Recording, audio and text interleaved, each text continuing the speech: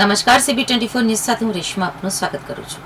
અંબાજીના ward number 8માં ધોળા દિવસે નશામાં ધૂત લુખ્ખા તત્વોએ માત્ર એક સામાન્ય નાગરિકને જ નિશાન બનાવ્યો નહોતો, પરંતુ ઘટના સ્થળે પહોંચેલી પોલીસ અને તેમની PCR વાન ઉપર પણ લાકડીઓ અને પથ્થરો વડે હિચકારો હુમલો કર્યો હતો.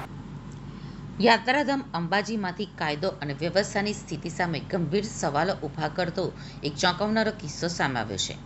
અંબાજીના વોર્ડ નંબર 8માં ધોળા દિવસે નશામાં ધૂત લુખ્ખા તત્વોએ માત્ર એક સામાન્ય નાગરિકને જ નિશાન બનાવ્યો નહોતો, પરંતુ ઘટના સ્થળે પહોંચેલી પોલીસ અને તેમની PCR વાન પણ લાકડીઓ અને પથ્થરો વડે હિચકારો હુમલો કર્યો હતો.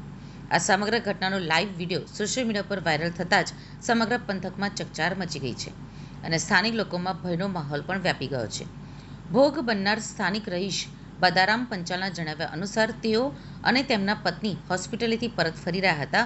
સાંજના આશરે 6:30 થી 7 વાગ્યાના સુમારે જ્યારે તેઓ 8 નંબર વિસ્તારના એક વળાંક પાસેથી પસાર થઈ રહ્યા હતા, ત્યારે પાછળથી પૂર ઝડપે આવી રહેલા એક બાઇક ઉપર સવાર 3 શખ્સે તેમની બાઇક સાથે ટક્કર મારી હતી.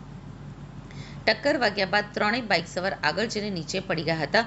ભોગ બનનાર બદારામ પંચાલે જણાવ્યું હતું કે આ ત્રણેય બાઇક સવાર નશાની હાલતમાં ધૂત હતા. નીચે પડ્યા બાદ તેઓ મારી પાસે આવ્યા અને મને પકડી લીધો અને બળજબરીપૂર્વક પૈસાની માંગણી કરવા લાગ્યા. હું જેમ તેમ કરીને તેમના ચુંગાલમાંથી છૂટ્યો અને જીવ બચાવવા નજીકના એક ઘરમાં ઘૂસી ગયો હતો.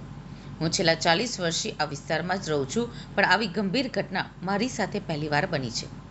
આ ગંભીર ઘટનાને પગલે પોલીસ બેડામાં ભારે દોડધામ મચી ગઈ હતી. પોલીસ ઉપર હુમલો કરનારા તત્વોને પકડવા માટે પોલીસે તાત્કાલિક અંબાજી અને તેની આસપાસના વિસ્તારોમાં સઘન સર્ચ ઓપરેશન હાથ ધર્યું હતું. સૂત્રોના જણાવ્યા અનુસાર પોલીસે હુમલો કરનારા 3 પૈકી 2 આરોપીની અટકાયત કરી